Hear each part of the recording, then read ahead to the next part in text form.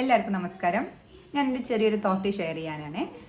നമ്മൾ ഈ സോഷ്യൽ മീഡിയാസിൽ ധാരാളം പ്രകൃതി രമണീയമായ ഫോട്ടോസ്, വീഡിയോസ്, പോസ്റ്റുകൾ ധാരാളം കണ്ടിട്ടുണ്ട്, പല പല ക്യാപ്ഷനോടെ.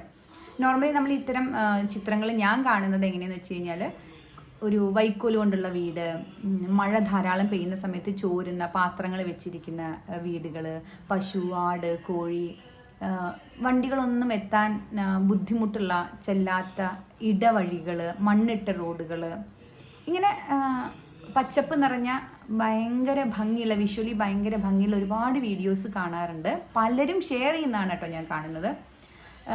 പക്ഷേ ഞാനിങ്ങനെ ആലോചിക്കുമ്പോൾ ഈ ഷെയർ ചെയ്യുന്ന ആൾക്കാരിൽ എത്ര പേര് ഇത്തരം സാഹചര്യങ്ങളിൽ ജീവിച്ച് കാണിക്കുന്നുണ്ട് എന്നുള്ളതാണ് എന്നെ അത്ഭുതപ്പെടുത്തിയ ഒരു കാര്യം കേട്ടോ. ഞാൻ നോക്കുമ്പോൾ ഇവരൊന്നും ജീവിക്കുന്ന സാഹചര്യം, എന്തിന് ഗ്രാമപ്രദേശങ്ങളിൽ താമസിക്കുന്ന ആൾക്കാരാണെങ്കിൽ പോലും അവർ ജീവിക്കുന്നത് വലിയ കോൺക്രീറ്റ് വീടുകളിലാണ്. പച്ചപ്പ് ഭംഗി എന്ന് പറയുന്ന ആൾക്കാരുടെ മുറ്റം പോലും ടൈൽ ചെയ്തിട്ടുള്ള വീടുകളാണ് അല്ലേ.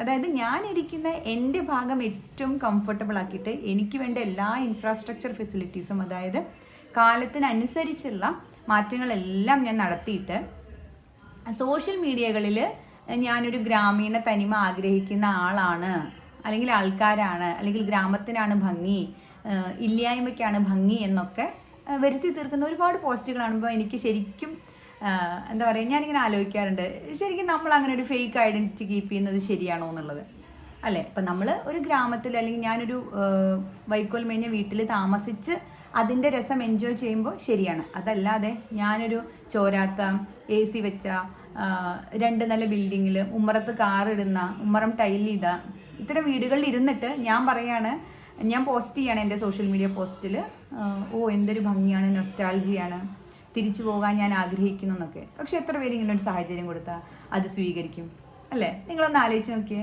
എൻ്റെ ചെറിയ തോട്ട് മാത്രമാണ്. ഓക്കെ.